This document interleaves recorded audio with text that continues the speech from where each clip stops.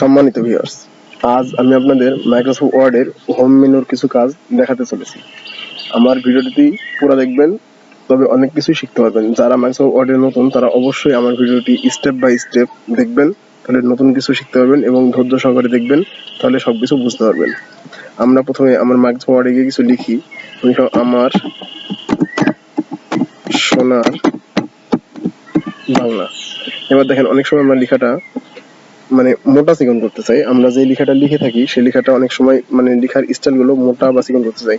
লেখাটা সিলেক্ট করব, Ctrl+A click করলে আমাদের লেখাটা অল সিলেক্ট হয়ে যাবে এবং বিতে ক্লিক করব। যদি লেখাটা মোটা করতে চাই, বি ফর বোল্ড, বোল্ড মানে মোটা, বা বিতে ক্লিক করলাম, লেখাটা মোটা দেখাচ্ছে।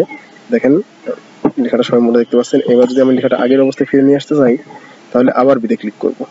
দেখেন লেখাটা আবার আগের অবস্থায় ফিরে এসেছে। আশা করি বি অপশনটি যে কাজ সেটা আপনারা বুঝতে পেরেছেন। এবার আমরা শিখব ইতালিয়ানের কাজ। দেখেন লেখাটি অনেক সময় বাঁকা বাঁকা লেখা থাকে, যেমন বোর্ড বইয়ের অনেক প্যাসেজ বাঁকা বাঁকা ভাবে লেখা থাকে। আমি লেখাটাকে সিলেক্ট করব, সিলেক্ট করার পরে আইতে ক্লিক করব, আই ফর ইতালিয়ান। দেখেন লেখাটা আমার বাঁকা বাঁকা হয়ে গেছে। আমি আবার যদি লেখাটাকে আগের অবস্থায় ফিরে নিয়ে আসতে চাই, তাহলে আবার আইতে ক্লিক করব। এবার অনেক সময় আমরা ট্যাগ কোর্সিং করার সময় আমরা দেখি যে কয়েকটা ওয়ার্ড লাস্টে আন্ডারলাইন করা থাকে। প্রশ্নের উত্তরটি আন্ডারলাইন করে দিতে হয়। এই যে আমরা ইউ ফর আন্ডারলাইন করব। এখন আন্ডারলাইনের ধরন বা আকৃতিও চেঞ্জ করা যায়। আমি আমার ইচ্ছা মতো আন্ডারলাইন নিতে পারি। যদি আমার ইচ্ছা মতো আন্ডারলাইন নিতে হয়, দেখেন আমি যেটা আমার পছন্দ সেটা আমি ক্লিক করব। এটা ক্লিক করলাম, আমার উপর আন্ডারলাইন গেছে। এখন আমি লেখাটাকে আবার আগের অবস্থায় ফেরত নিয়ে আসবো, আন্ডারলাইন করবো না, তাহলে আমি আইতে ক্লিক করব। দেখেন আন্ডারলাইন চলে গেছে। এবার অনেক সময় আমরা বোর্ড বইয়ের বা বিভিন্ন প্রশ্ন গাইডের দেখি মাঝ দিয়ে লেখা কাটা থাকে। এই যে এখানে যদি ক্লিক করে দেখেন লেখাটা আমার কেটে গেছে। লেখাটা কেটে গেছে। আবার যদি লেখাটাকে পূর্ণ অবস্থায় ফিরে নিয়ে আসতে চাই, তাহলে আমরা আবার এতে ক্লিক করব। এবার দেখেন আমরা লেখাটা যদি বড় করতে চাই, এখান থেকে বড় করা যায়। 24, 28, 30, 32, আমরা যেটা ইচ্ছা সেটা দিব। আমরা লেখা আমাদের প্রয়োজন অনুযায়ী ছোট বড় করে নিব। আমি রাখলাম 36। এবার যদি ওখানে আমাদের দ্রুত করা সম্ভব দরকার হয়, তাহলে এই যে দেখেন প্রয়োজন অনুযায়ী এখানে আমরা এতে ক্লিক করবো, আস্তে আস্তে লেখাটা বড় হচ্ছে। আবার এখানে ক্লিক করে আস্তে আস্তে লেখাটা ছোট হবে। এবার দেখেন এখানে বড় হাতের একটা এ লেখা আছে, যেখানে আমরা ওয়ার্ড আর্ট বলে থাকি। এখানে আমরা ক্লিক করব, ক্লিক করে আমি যে স্টাইলে লেখাটা নিতে যাচ্ছি সেই স্টাইলে হয়ে যাবে। দেখেন আমার লেখাটা আমার সোনা বাংলা স্টাইল পরিবর্তন হয়ে গেছে।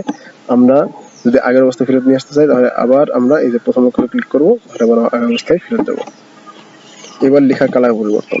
আমরা যদি লেখা কালার পরিবর্তন করতে চাই, তাহলে অবশ্যই এই যে এবি লেখা আছে এখানে ক্লিক করব। এই যে লালে আমার লাল সিলেক্ট করা ছিল, সরি, এই যে বড় হাতের লেখা আছে এখানে ক্লিক করব। এখানে আমি এই যে লাল কালার সিলেক্ট করলাম, তাহলে আমরা লেখাটা লাল হয়ে গেল। যদি হলুদ কালার সিলেক্ট করি তাহলে হলুদ, যদি সবুজ কালার সিলেক্ট করি তাহলে সবুজ। আমি লাল কালার সিলেক্ট করে রাখলাম।